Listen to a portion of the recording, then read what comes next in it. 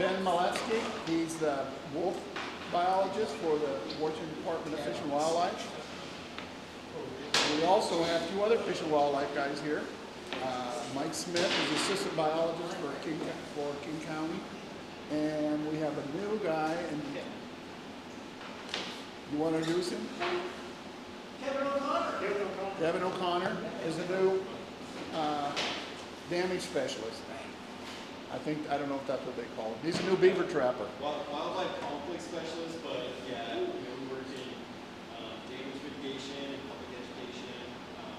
My primary focus is help parents. So take it away, Ben. All right. Well, I appreciate you all having me here tonight, especially braving the weather. I know I got to drive over to Cassia tonight, so it's hopefully it calms down a little bit. But I'm going to give just a quick update. Oh, yeah. That's fine. I don't know if you see better. Ambiance, Well, what's there we go. that? That sounds good. All right, let's see. That's south. That's good. That better? That was good. Okay. All right. So, but I'm going to give a quick update.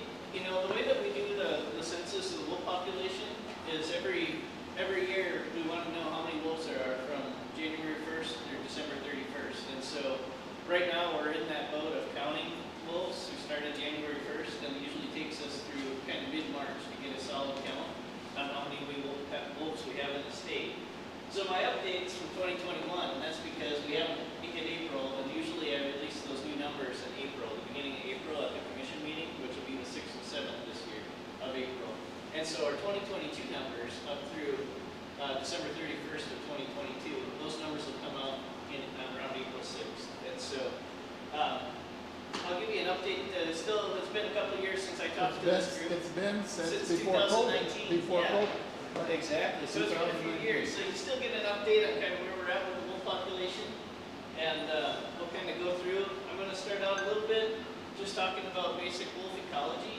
So these guys are basically family groups. Each of the packs that we talk about is really a family group. It's a breeding pair, and it's usually their offspring, which are pups that are born. They breed, actually, that breeding pair breeds in February. The pups are born the end of April, sometimes in early May, kind of mid-May. And then the adults will generally be pretty confined in their movements during the denning season. They're going to get meat, but they're bringing that meat back to the breeding female. If it's just the pair, they're going to be pretty tight movements. But then if those pups survive through that year, then you might have a yearling or even from the previous year, a 2-year-old in that pack that's offspring of that breeding pair. So the pack itself is actually kind of a family group. And so those pups will be weaned, stop nursing, usually in June. And they're going to hang out around that den until June. And then by around July, those pups are going to be big enough. They're going to be, 20 pounds or so. And they're going to be big enough to move out to a rendezvous site, which is typically a mile or two from the actual hole in the ground, the den. And so, but a rendezvous site is where those pups still aren't big enough to run with the adults. So they find like a wet meadow or some tall kind of mature timber next to usually a water source of some kind, and they'll stash those pups. And that's where they'll come back to get those pups. They'll bring food for those pups. And then, those pups just aren't going to be able to travel until sometime September or even October, where they're big enough to actually travel with the pack. And so they'll be using those rendezvous sites, and they can have multiple rendezvous sites. It may not just be one. And so they'll go do their thing. Usually by October, those pups are big enough, and they're going to be running with the pack and with the adults.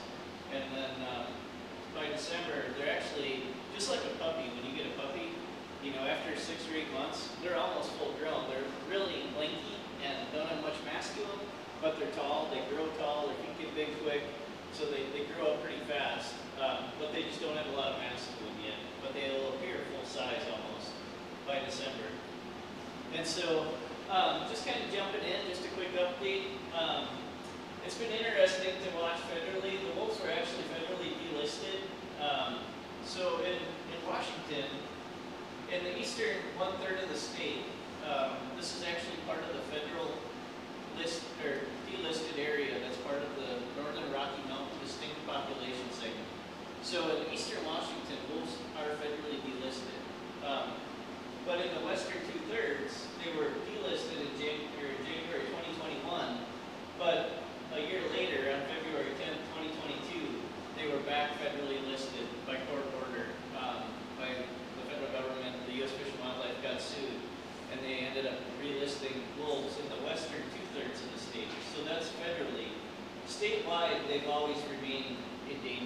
So they're endangered species at a state level across the whole entire state right now. And we manage them under a conservation management plan that was adopted by the commission in 2011. And that defines 3 different recovery areas. In each of those recovery areas, we have delisting requirements to get to sensitive, to threatened, and they'll eventually be listed. And so we also have pretty big blocks of tribal lands in Washington too. And so we try and work with our the tribal partners. And when we do the wolf plan, or not the wolf plan, but the annual report every year, we work with the Spokane tribe, we work with the Caldwell tribe, we've been working with the Yakama Nation to get them, working with them to try and get numbers so that we look at wolf management as a whole. We have a full picture of harvest, of population size, and what we have going on. So it's kind of co-management with the tribes as well to get all these numbers. And then, the recovery plan, the conservation management plan defines a pack as 2 or more wolves traveling together in winter. And so we may get wolves in the summer and find a group of wolves, but we have to make sure that they're traveling together December 31st and they're in the wintertime, whether they go into our annual report or not. And so, a successful breeding pair is an adult male and an adult female with at least 2 pups surviving to December 31st.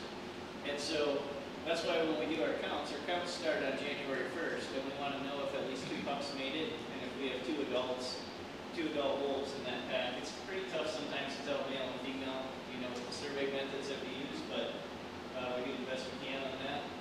And to delist wolves, we'd like to see at least 4 successful breeding pairs in each recovery region. And so we'll go over each recovery region and where we're at, but then we want to see at least 3 anywhere in the state for 3 consecutive years. And so, or we can get there the same way if we have 18 successful breeding pairs, but we still need 4 successful breeding pairs in each of the recovery regions, and then there can be 6 successful breeding pairs anywhere in the state. And so we're actually far closer to the second thing, and you'll see as we get into it, but we're getting a lot closer to the second way that we can get there as we go through. So how do we get those numbers? Well, each year we actually will go out each of the packs where we have collared wolves. We can go in with a fixed wing plane and we'll fly over and we'll circle and we can count the wolves from the air based on the 1 collar, because in the wintertime they're traveling more often as a cohesive pack. And so if we fly 2 or 3 times, there's a good chance we're going to get a solid count of that pack at least one of those times. Sometimes they're in tall timber, sometimes we have fog or clouds, we can't get in there. But usually if we fly a couple times, we can find it and we can get in and see those animals. So these are the Tianaway pack last year. There were 3 of them in there. Just bedded down, they were up in the Alpine Lakes Wilderness. But you can see from the tracks, and we can get a pretty solid count from the air sometimes, just flying over with a fixed wing. In packs without collars, we'll go in and we can look for tracks on the ground, and we can actually do counts just by following those tracks and seeing where they all split off. And by doing that multiple times, we can get a pretty good idea how many animals are in those packs. And then we confirm that too with camera surveys, trail cameras. And if we have a good area where the wolves keep coming through, that's where we'll put those trail cameras up. And a lot of times we can get videos or pictures of those wolves and get a pack count. So to get collars on, it's a whole different ballgame. And we actually put together kind of a cool little video. And I don't know with that heater going if you'll be able to hear it, but we'll try it. You try turning it off. Okay. I'm going to turn the volume all the way up as well. There's no microphone in here.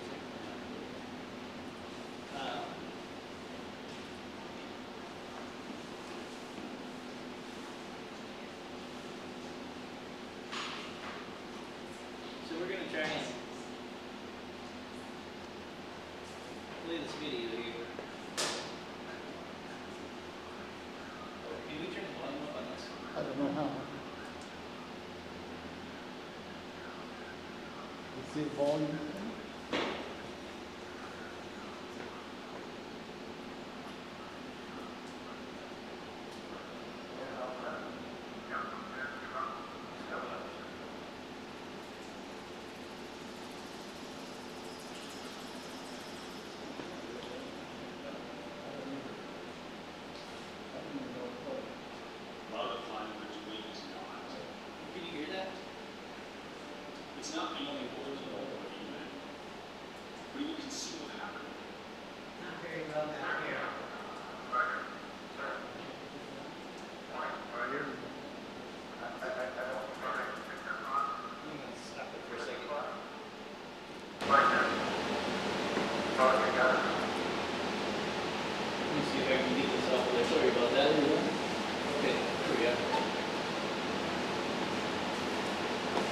I'll just restart the video here.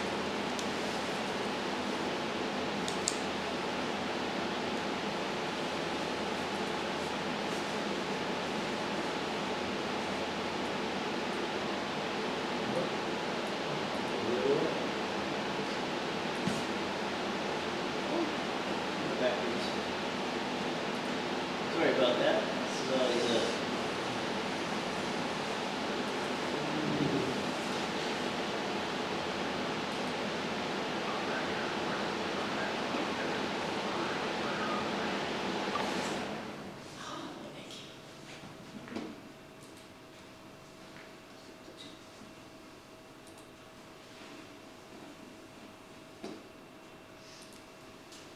one more time. Good, the heater stopped too, so that'll help.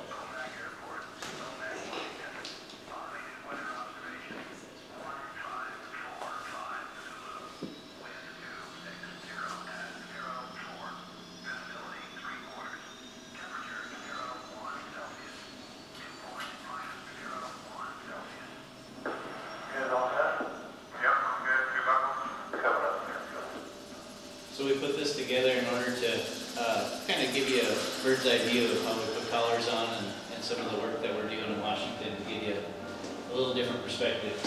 A lot of the flying we're doing is it's not anything most people would even conceive of happening.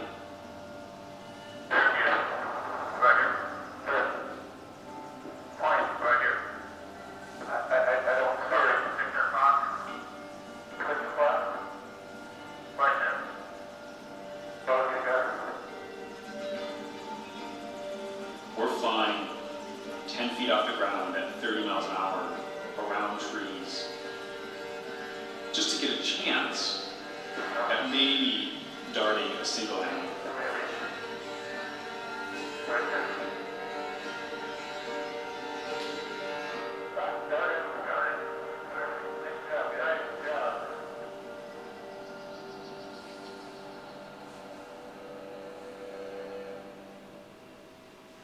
We virtually had no wolves left in Washington state after 1930.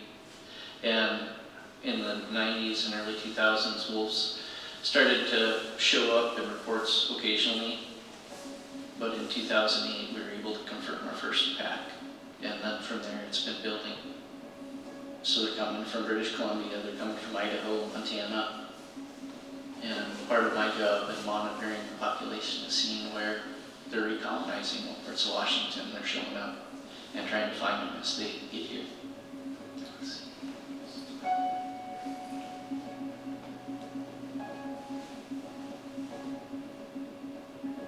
We're monitoring wolves a lot of different ways in all these different aspects to answer the same question.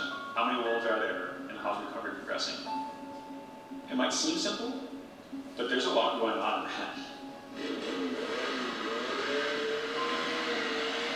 Today, we went out on snowmobiles in the Loop Loop Pack territory. We were doing our winter surveys where we try to get a minimum count of the number of wolves in each pack. And so we were looking for tracks and sign of wolves, because that's one of our methods for counting them. So we got two of these going this way. And if you've got a lot of sign and activity, we'll throw up a trail camera there and see when they come back through. And so we do that first, and if we think wolves are in the area and we think it's a pack of wolves and they may have pups, we'll then try to go in and we'll try to collar one of those adult wolves. And the way we do that is by trapping them in the summer. So we'll go in, we'll set these light little traps just like you can probably imagine, except for they have rubber instead of steel where the teeth are. And you go out and you check traps and you don't catch anything. You go out and you check more traps and you don't catch anything. They can be incredibly frustrating because wolves are incredibly smart. And the winter it's a whole different thing. In the wintertime with a pack, with a collar, we can go in and put another collar in or switch those collars out with a helicopter. We'll draw the blood, and we'll put your tapes in, put a microchip in it just like you would microchip a dog. And then we'll collect a tissue sample for DNA, and we'll take all kinds of measurements, then we'll fasten that collar on. By having a collar in the pack in the wintertime, we're able to go out and use a fixed wing plane, and we can circle with the plane, locate where that pack is, and we can actually physically count the number of wolves. 1, 2, there's at least 2 straight down. A large part of our wolf monitoring has been collar-based. So as wolf biologists, we go out and we put radio collars on wolves, and then that information allows us to figure out how many wolves are in packs and kind of what a territory looks like. But as the wolf population grows, we're not able to maintain collars in every pack.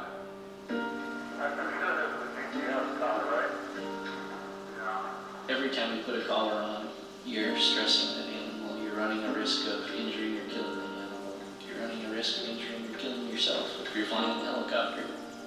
The more and more I do it, the more I realize how dangerous it is and kind of what we're risking to do this. And then when you really think about what we're getting kind of in return, what kind of data we're getting, that's kind of when we start thinking about, are there other ways to get this data? Do we need to risk as much to do this?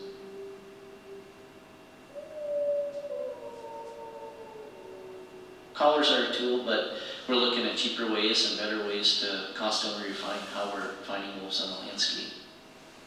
AudioMods are a open source, computer chip-based listening device. And setting the AudioMods is simply just putting this little device in a Ziploc bag and stapling it to a tree. We're just listening to the sounds that are out there, and we're using that to tell us how many wolves are in a landscape. That's never been done before, and it's super exciting. You're listening to wolves howl.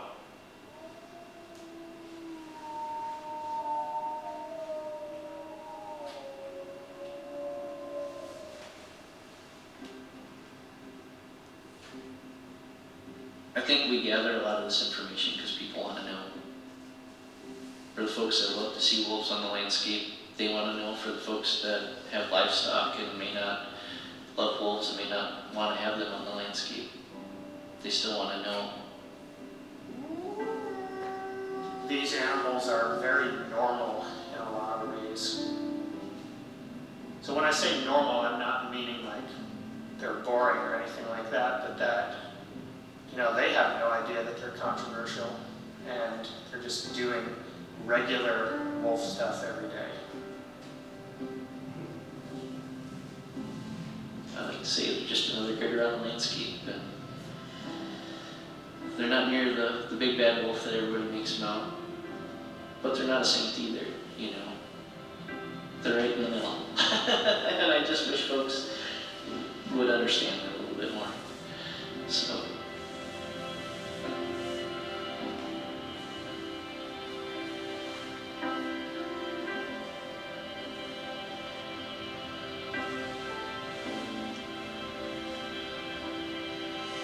That was a loop mail when we were doing captures. Caught them on the river. But it was just kind of a neat way to put together all the work that kind of goes into the winter captures and the summer trapping efforts and how we monitor these wolves. I could sit up here and explain it all day, but to see a little bit of it, you know, in the video, I think is a neat way to do that. And Benj and Sarah Drummond put the video together for us, and boy, they did a really nice job with that. So Is it online? it is. It's called How to Count a Wolf, and so you can watch it again online if you want to. If you just Google How to Count a Wolf, it's on our website. So it's on our website and it's on Google as well, just on YouTube. So, you know, each year we try and capture a bunch of wolves and try and get wolves collared, but wolves disperse. I mean, we have a bunch going to BC, to other places, and I'll show you a cool map of that in a minute. But collars malfunction, wolves get shot, wolves get killed by all kinds of different things. And so trying to maintain collars and trying to keep tabs on each of these packs can be really tough. And in 2021, we captured 17 wolves from 12 different packs. Total throughout the course of that year, we monitored 29 wolves from 20 packs in 2021.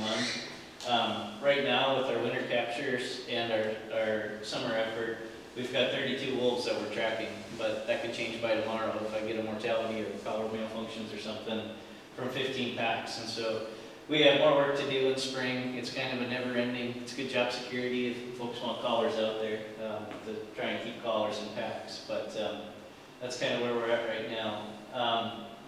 And this is kind of tough to see on the screen in backdrop, but this is the latest from 2021, the map of where our packs are. So we've got a lot of packs in northeast Washington, both on the Colville Reservation and up in the northeastern corner of the state. And then we've got 5 packs down here in the blues, or 4 packs, 5 packs, because Columbia there. And then we've got a handful of packs in the North Cascades, as the North Cascades is starting to fill in. Wolves have an easier time setting up a territory next to other wolves. They have an easier time finding a mate and then setting up and carving out a territory.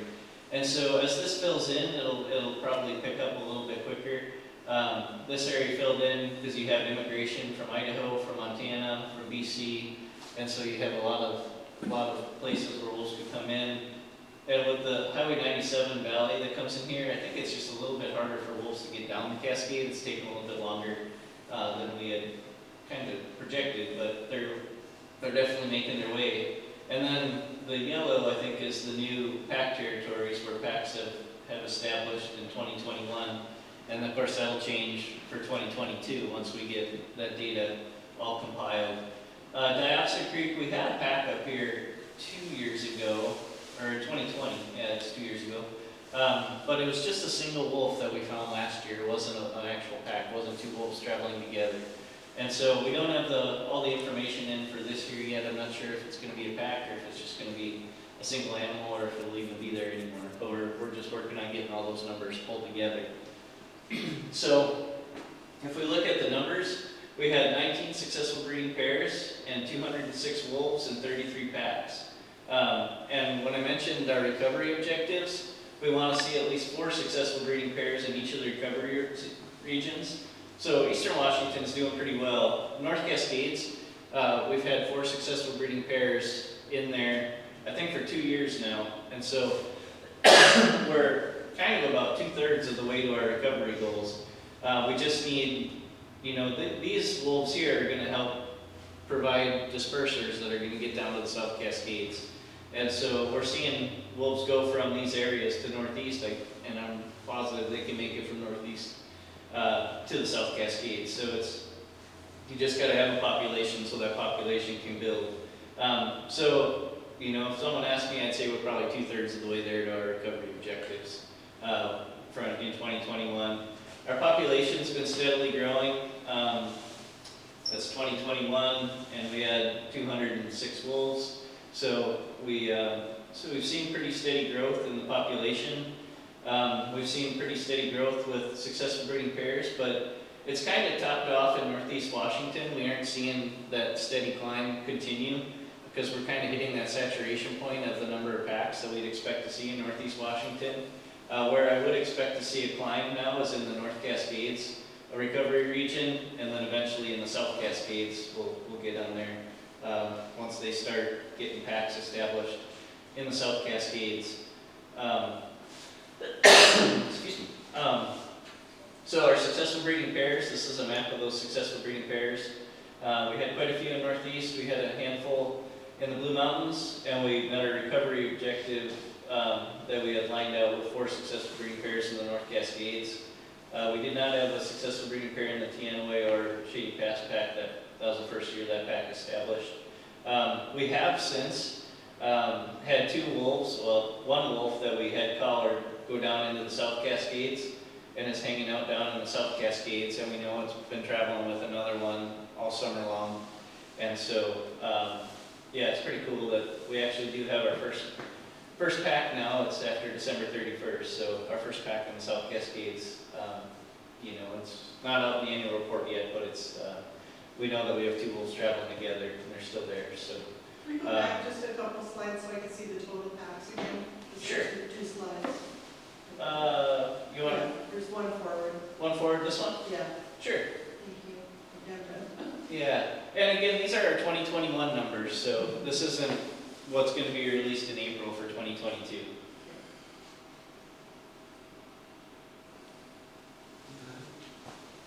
But the number of wolves is probably gonna increase though, right? I don't know yet. I don't have the numbers tallied yet in the packs that But you we would have. think that the way it's been going, you would think that it is. Yeah, gonna if it continue. follows the same trajectory, but we've had some times where we've hit a plateau. You know, it just kind of depends on a lot of different things, mortality and just how those packs have kind of managed. So we'll see if it continues. I would expect it to continue to grow like that. But this is one of those things that can affect that growth. And last year, 2021, we had 22 legal tribal harvests, so they can harvest wolves on the Spokane tribe and Colville reservation. And so they did have 22 harvests in 2021. We had 4 struck by vehicles. We had a couple that were under investigation by enforcement for human cause. And then the depredation removals, so when we have interactions with livestock, occasionally the agency, we have to go in and remove some wolves from a pack to try and deter them from depredating on livestock. And so, you know, we always monitor those mortalities every year. And then the other way that, you know, we might lose wolves is through dispersal. And so this is a cool map that Lizanne Petraka, who was a postdoc at UW, she was doing some population modeling for us to look at time to recovery based on our goals and basically how sustainable is the population right now. And so she put this together just as the location data that we've had. And you can see these are locations of one wolf, and then I think another one will start out. And so this is over time. So there's a time scale. This is 2012, and then going up, and then that's their dispersal as they go. So when those pups, if we call them at a year old or 2 years, sometimes they just shoot off and disperse some long distances. So this is over a 10-year time frame. And you can see the wolves that have dispersed all the way up to the Front Range of Montana, down to Yellowstone. So these wolves can cover a lot of ground, and when they go, they just make a beeline for it. But it's pretty neat to watch those trajectories over time as those wolves are dispersed. So when anybody tells me, hey, I had a wolf report in the South Cascades or over here, I'm like, yeah, wolves can do it. It's definitely possible.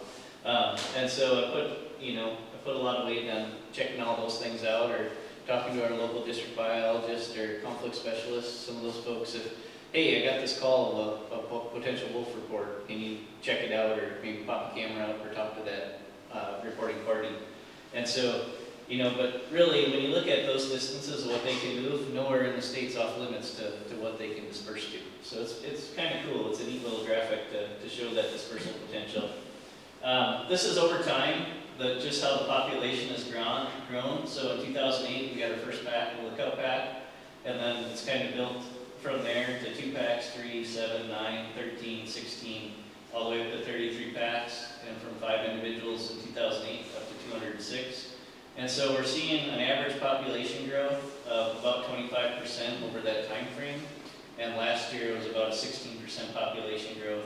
We've had a couple of years where we've had some plateaus in there, 2% growth, 3% growth, but then we've had some pretty good years as well. I expect to see when the Cascades start taking off like Northeast Washington did, that's going to grow quite a bit quicker. I don't think Northeast Washington is going to contribute a ton of growth, pretty much because we've kind of hit that point where a lot of the packs are already established there. And then we just monitor mortality and then the amount of depredating packs. So we had 18% of our packs that had at least one interaction with livestock, which means even though we have a lot of overlap between livestock and a lot of other areas, 70 or 82% of the packs, we don't have any issue with livestock. Even though there's a lot of overlap between livestock, they don't depredate on.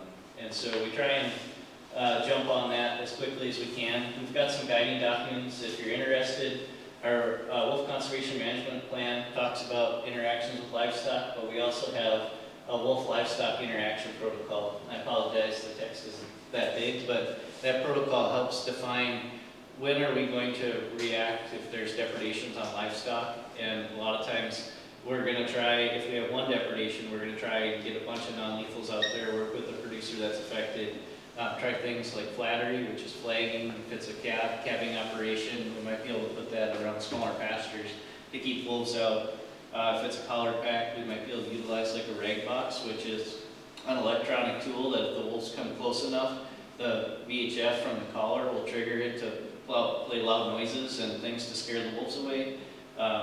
Range riders on open range land, on like Forest Service or private timber grazing allotments, we contract or use DPCL contracts, which are a contract with the producer to help them cost share having somebody there to help watch the livestock during the summer while they're out on range. Plus there's nonprofit groups like Nuke and Kapow are organizations that actually fund range riders to go out and help producers watch their livestock, and it's really helped us keep our numbers relatively low on livestock. So if you compare numbers in Washington, this is the population of wolves as it's declined.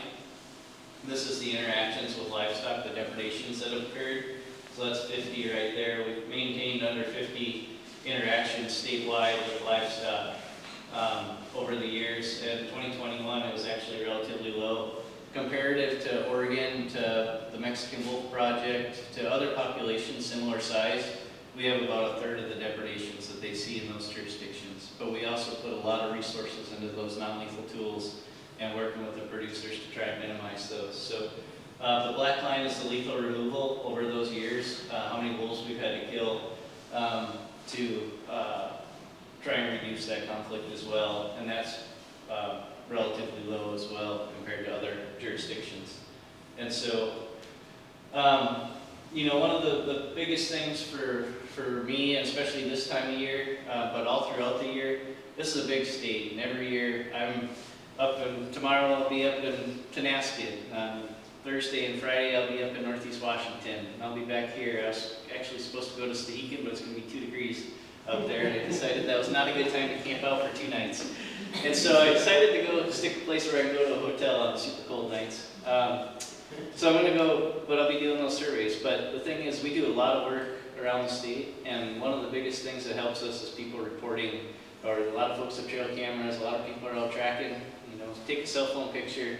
You can upload pictures or videos to the website and observations. And obviously all these reports and everything in King County and downtown Seattle are probably not legit wolves, but there's a lot of them, you know, where folks can upload a picture, and it really helps us out to find new packs and see where activity might be that we might be missing. And so we really value those things. And so I'm going to leave it there tonight, just kind of a quick, short, not so short presentation, but love to have questions. I think a lot of the, you know, the benefit to these are being able to talk in person, and if I can answer questions, I'll do my best. If not, I'll have Kevin do it, because he's good at that. Or Mike. So, How many range riders are you got? Besides, you got one in Cle Elum, I'm up Teanaway or something. Yeah, we did have a range rider in Cle Elum. Last year they rested that pasture. There were some cows in theirs, but the main pasture in the Teanaway was rested. Across the state, Nuke and Kapow had quite a few, I think in the neighborhood of like probably 40 total. I'd have to go back, it's in the annual report. But with the multiple organizations and our contract range riders, the DPCL cost shares and things, you know, it's the producers that are interested in getting involved. We try and help them as much as we can with that stuff. I don't know, Kevin, do you know how many, or Mike? Don't offhand. I don't remember offhand. It's you check out our annual report though. It's in there under the livestock section. When you say a range rider, do they have to be mounted on horseback, or can they be on foot or on a motorized vehicle? All the above. So some of them are running around on quads, some of them are in pickup trucks, some of them are hiking, you know, through an even smaller pasture. You know, but a lot of them are on horseback because they're in pretty rough terrain and spending the day trying to get to as many of those livestock as they can, and just get eyes on them. If you can, push the calves so that they aren't straggling off. They're with adults, especially just before dark. You know, and that's a lot of the stuff. Well, the calves will go off and feed in the evening and in the dark. And you want to, if somebody can go through those bigger pastures and kind of congregate those calves with adults before they tuck in for the night, they're gonna be a lot more resilient to wolves coming through. And even if you could just get them to the smaller openings where there's places that there's some defensive cover, or not defensive cover, but some space where they can see wolves coming and the adults are there to protect calves. Because usually it's the calves that are vulnerable. We don't get a lot of adult livestock that are killed or injured by wolves. It's mostly calves. So is there one of their jobs, if they see wolves, to haze them away or no? They can. Wolves are pretty, I mean, you don't get many opportunities to haze a wolf. They pretty much will run off if a person's around. It's more of keeping the animals, checking out the behavior of the animals. When wolves have run through a herd of cattle, they can get pretty skittish. So you can tell just by the behavior of the cattle sometimes if they've had interactions with carnivores or wolves in general. So they look for that, they look for injuries. If there's injured or dead livestock, we want to pull those off the range so they don't become an attractant for wolves. Even if they weren't killed by wolves, you don't want a dead cow laying in the middle of the live cows because that's going to bring wolves in. They can smell a carcass from miles away and they'll come in to feed on that carcass, regardless if they killed it or not. And so that becomes an attractant, and it also makes those calves more vulnerable if they're around that carcass. So they, we'll get that carcass out of there. They'll get sick or injured livestock off the range so they aren't vulnerable to attack. They'll get them back to the farm where they can doctor them up and take care of them. So it's those tasks that the range rider really helps to minimize that conflict. The biggest thing is the dead stuff. Whenever there's dead stuff in there, it just becomes this attractant and leads to problems over time, especially bone piles. Even these folks that just pile up the dead livestock on the back of their property, that kind of issue, one, it habituates wolves to people as they bring dead stuff and feed it. There's human scent there, plus there's the livestock, but then it also keeps those wolves coming down to feed on that stuff in and around close to those livestock. And so keeping those, burying those carcasses, getting them to the landfill will cost you the price of taking them to the landfill and help pay for that. In one instance on a dairy in Northeast Washington, we dug some big pits so they could just push them in and bury them. Try and do things to help those folks kind of clean up that stuff so that we don't have the interactions, because that's where we have the biggest negative issues. All those numbers on depredations, it's a lot of things like that that can contribute to that. If we can clean some of that up, we have far fewer issues. And so, we've seen success with that. Sure. I have to ask a local question. No worries. The last time, in 2019, you said that there had been a sighting in the South Fork at a tree farm. Are there any recent local? South Fork at a tree farm. I don't, which one? Is that the False Creek one? I think you had a trail cam or something Oh. that somebody, I think it was I last can year. elaborate on that. I was gonna ask the same question. Yeah. Okay. I heard a report of 6 wolves at Goldmine Hot Springs on a trail camera. Oh, I didn't hear that one, but no, You it was know the what one that on the was? South Fork. I'm not saying, Okay, I haven't seen the one at Gold Springs, or the hot springs, but I do know we had a caller. Oh, go ahead. Sorry, from one of your biologists actually. Oh, okay.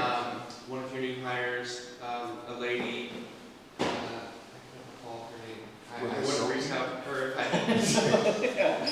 I don't know. I mean, Mike is pretty local as far as if there's something going on. a report from one of our buyers. One of your state qualifiers, she's a younger gal, she's not in conflict. I want to say she's with she's Paul, but I've had a friend of mine Yeah. My second question is, you haven't had any wolves use the wildlife bridge, right? We have not. We did Do you have expect one. they might, or? I suspect eventually. So we did have a wolf, the one that went to the South Cascades. He was originally from Tianaway. And he went and hung out in the Nanum for a little bit. And then he decided to take a walkabout up here to Gold Creek. And so he went up past the wildlife crossing structure, kind of bumped into the highway right up by Alpental, and then went all the way back down past the crossing structure again, and hung out on Easton Ridge, kind of down by Snoqualmie for a little bit, and then went to Indian John Hill and bumped into the elk fence on the kind of past Indian John Hill, where the rest stop is in Cleolum, east of Cleolum. Bumped into that elk fence for a couple weeks, and then all of a sudden made it up to the end of the elk fence and shot across the highway there. It looked like. And yeah, so that one ended up going down all the way into the South Cascades, and we're still tracking that one. I caught it again this winter. And we had to recolor it because his collar was gonna come off in March. When the battery starts going dead, we have an automatic drop off, so they don't have to pack it around their whole entire life. But we actually got in and caught it again before the collar dropped off, and we were gonna put a fresh collar on, fresh batteries. And so, but yeah, so that one did come up by the crossing structure, but it didn't cross it. I suspect that they would definitely use it, you know, and even the under crossings might be more amenable, those longer bridges and things. You know, the way they have it set up now, I think it's definitely possible. But this one happened to just cross. Wolves are not super, if a wolf wants to go somewhere, they're going to find a way. They're just going to work at it until they find a way, and they're going to get where they want to go. And so, you know, when you look at those, we had the one go up to Northeast Washington this summer, and it actually came over here to Snoqualmie for a little bit just before the rains came in fall. I don't know when that first rainfall was, but it got over here to the middle fork of Snoqualmie for a little bit. And That's what I was thinking of. it might have Not the been. South Fork, it might have been the Middle Fork, yeah. Yeah, but then Yeah. it started to rain, and boy, that thing took off and went the other way, and it stayed in the Needham for a couple days, and then all of a sudden it swam the Columbia River. It went across the Columbia Basin, right past Steamboat Rock, swam the Columbia River again, went across the Caldwell Reservation, swam Lake Roosevelt, ended up over the Huckleberry Range, and then on the other side, a range just outside of Deer Park in the Five Sisters, old Five Sisters Pack territory. So when you think about when a wolf wants to go, it just goes. It doesn't matter if it's a, 5-mile swim, it's gonna go. And so, they'll cross the highway, they'll figure out some way to do it. Some of them don't make it, they might get hit, but Was it looking for me? I imagine so. It was that 2 to 3 year old range when you'd expect them to disperse. And so, yeah, it's gonna just look for mate. And I think, it came from the Tiana way, and it's pretty slim pickings down there. There's not a lot of packs around.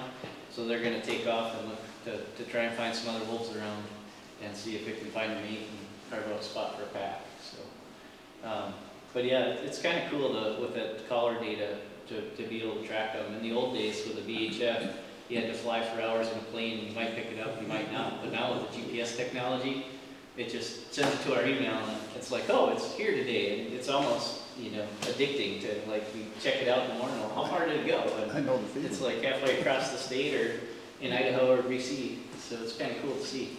I got another question. Sure.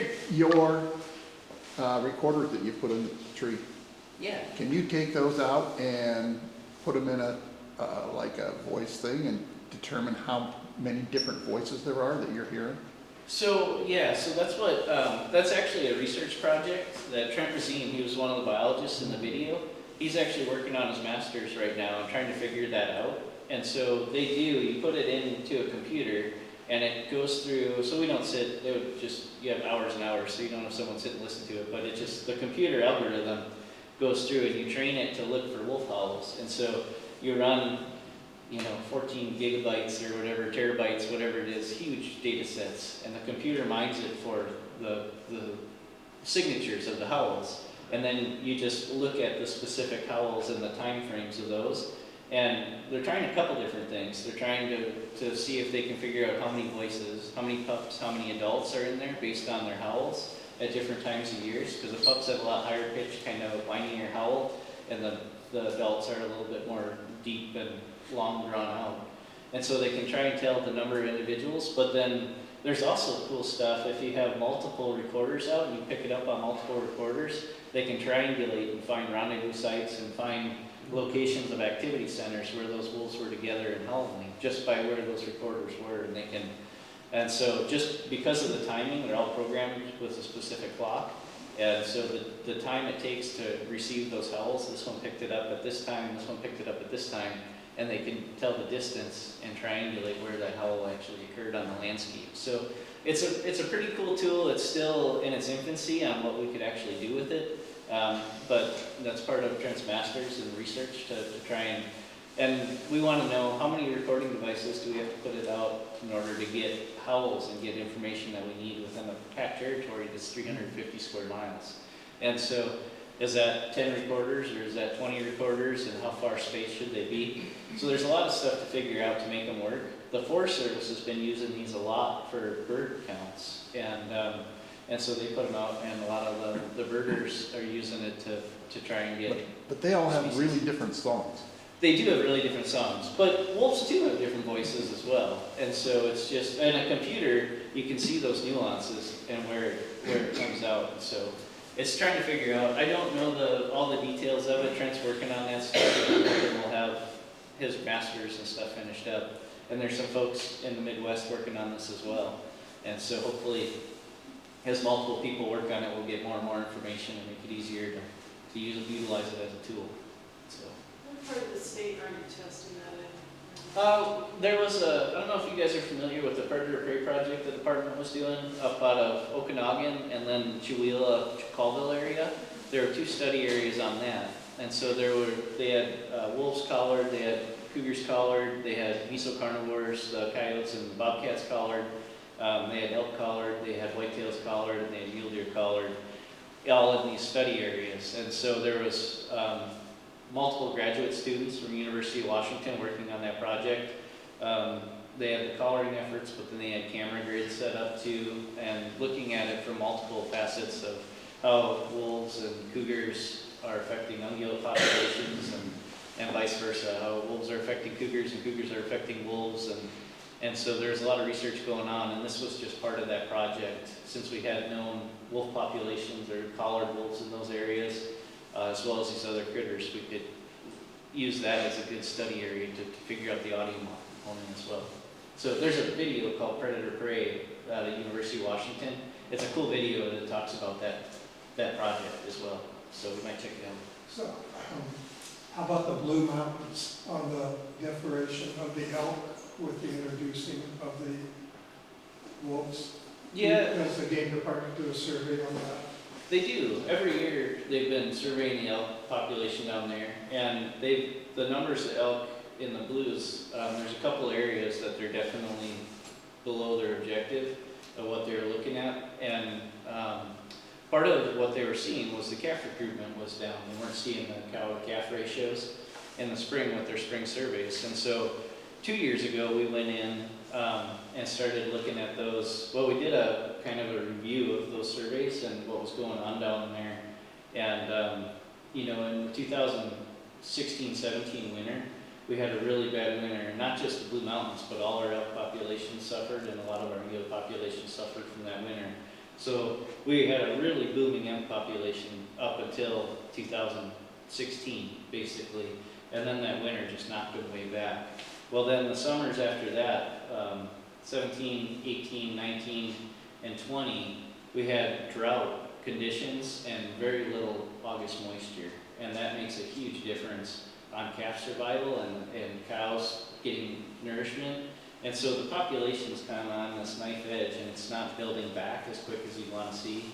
And so then, but we weren't seeing those calf recruitments, so we were wondering why that calf recruitment wasn't there. And so we put collars on a bunch of elk calves in that area 2 years ago, and it happened to be one of the worst droughts we'd seen in years. And so, you know, you have very little spring forage. We didn't have any moisture at all in the spring and summer. And so those calves, one, they don't have a lot of nourishment from mom, and they don't have a lot of hiding cover because everything's dry and dead. And then they aren't growing as fast, and so they aren't getting bigger to escape predators. And so we had really high mortality on elk calves from cougars that summer. And so, you know, we had like a 17% survival over the course of the year on those elk calves, which is really low, and it's not enough to build that population. And so, fast forward 1 year, we collar them the next year, we had incredibly good conditions. We didn't remove any more cats than we did the previous year, any more cougars. They upped the bag limit, but the number of cats taken was not any different between the 2 years. But we had really good spring conditions. We had really lush vegetation. We had good rains all the way through June and some in July. And we had good forage, and our calf survival was 3 times higher. It was in the 50s the next year. And so it's amazing how that drought and that climate, and as we look at climate change and we look at those things, that's going to really be impacting our populations, and we're trying to get a handle on that stuff.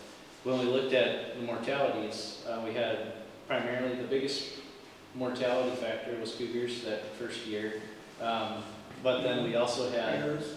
There was some bears, but it was pretty negligible for that, and I think they had one wolf over the whole summer, so wolves was not really an issue. They had malnourishment, they had some signs of other diseases in there, so that really drought summer. The next year, they had far less of the other stuff. They had far less predations on those calves, and we had 57% survival rate or some ballpark like that. It was 3 times higher. And so just having that moisture, just having good forage, they have hiding cover, they grow a lot faster, they can evade predators a lot easier with good nourishment, and so that stuff makes a huge difference. And so it's still a lag because those cows come into the fall, but now it's they still got to have calves, and now we got to have another good year to still get that build.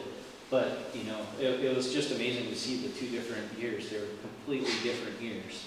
And, Well, I know the hunting has just really gone downhill right. about the last 5 years. Yeah, and like I said, Maybe fires too. There's been a lot of fires in the Blue Mountains on both sides, Oregon and Yeah. Washington. absolutely. Yeah, we had some big fires roll through, but it's that drought. If they've got forage and they got good food to eat, they're going to do great.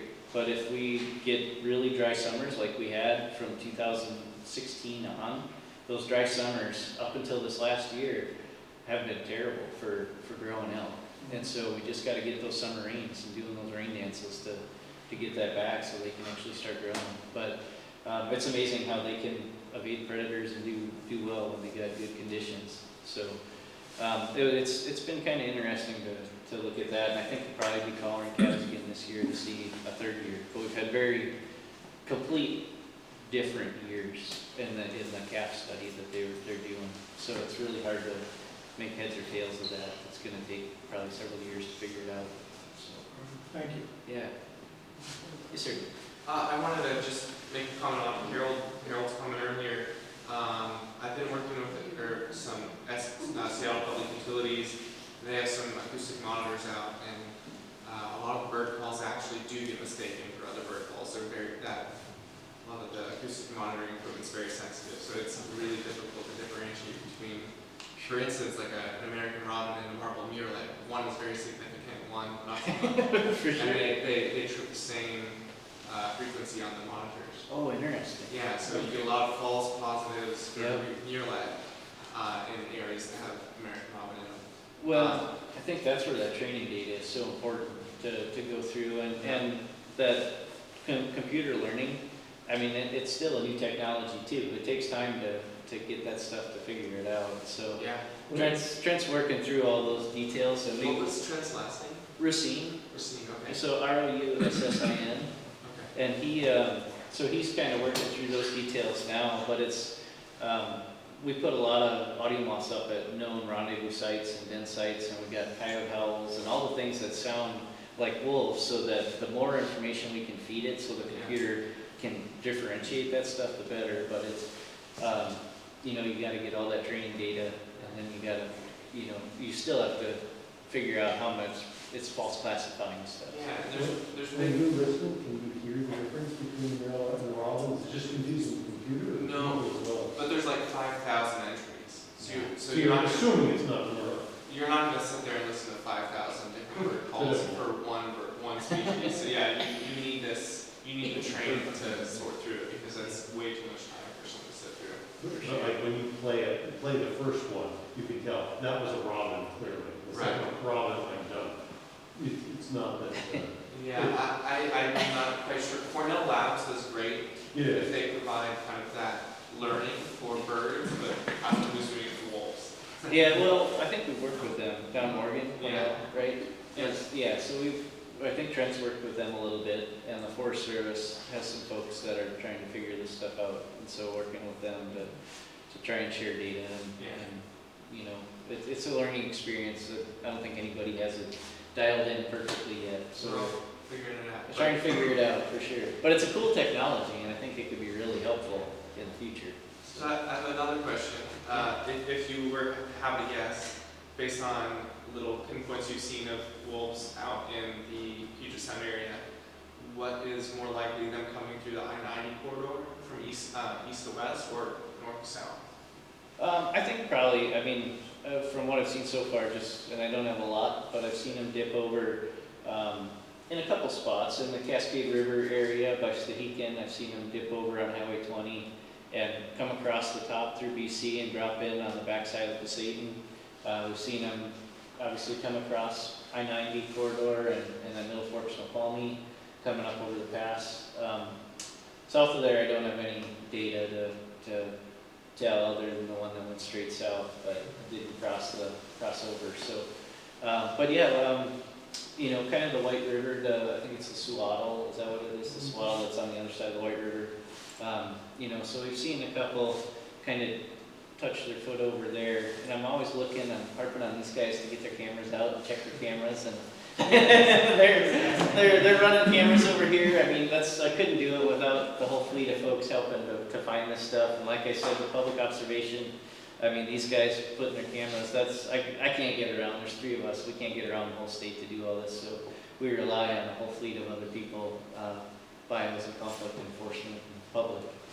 If I can follow up, so your camera placement, is that, I noticed on your slideshow, is that normally like on established game trails or more Forest Service roads, main roads? Where do you find them? All the above. You know, for me, when I put cameras up, if I'm trying to get counts in that, I just look where the wolves are going. If I find tracks or signs, scat, scrapes, anything that I see that I think, oh, a wolf has been here, I'm going to pop a camera up. It could be on a main road, it could be on a side road. I try and tuck it in and hide it as best I can, but it might be on a game trail. It just depends on where we're at. And so, but I usually try and let the wolves dictate. In these areas where we don't have wolves, then you're just kind of, I might look for saddles, I might look for heavy game trails, signs of deer and elk, things that I know are going to be signs where I would expect a wolf to move through. Could be a creek bottom with some elk trails through it or something. You know, but they do use our trails. I mean, that's the thing, when wolves are on a landscape, they aren't cryptic. It's not like a cougar where, you know, they cross roads. These things are going to line up down the road for 3 miles. And so you're going to see tracks down the road. And, you know, where most people blast by, I've got my head out the window at 5 miles an hour and they're honking at me because I'm trying to find tail of claw marks in the gravel, you know. And so it's, yeah, you try and look for that sign, you try and pick out those areas where you're expecting to move and pop the camera up. So, Thank you. yeah. Yes, sir. So if I incidentally got a wolf on a trail camera, especially if it's a collared wolf, am I right in that there's like a reporting tool on the website I should go to and just? Yes, sir. So if you go on our Fish and Wildlife website, and it's under the home, and if you just go to the Gray Wolf Conservation and Management section, if you just go up into the search engine and type in Gray Wolf, it'll bring you up to this page right here, which is the Gray Wolf Conservation Management section. And then it says report a wolf observation. And so you can just click on there, enter a wolf observation, and it'll ask you a coordinate of where that location was, or you can go navigate on a map and click on a point, and it'll spit up that for us, the location for us. And then it'll say, do you want to upload a picture? How many wolves did you see? You know, a series of questions about that observation that'll help us. And then, but the pictures are probably the most critical for us because I don't have time to run out to 1,000 sightings, but if I can high grade you a picture or a video, then I can really hone in like, oh yeah, that's a coyote track, or that's a cougar track, or that's a wolf track, or, you know, that could be a wolf track or it might be a dog, but it might be worth following up. And then talk to these guys if it's in their neighborhood, say, hey, we had this cool observation, you want to maybe talk to that RP and reporting party and go out and check it out for me. And so, or I might call them up and do that. But so you can upload those right up on here and the location where it was. Okay. So, yeah, for sure.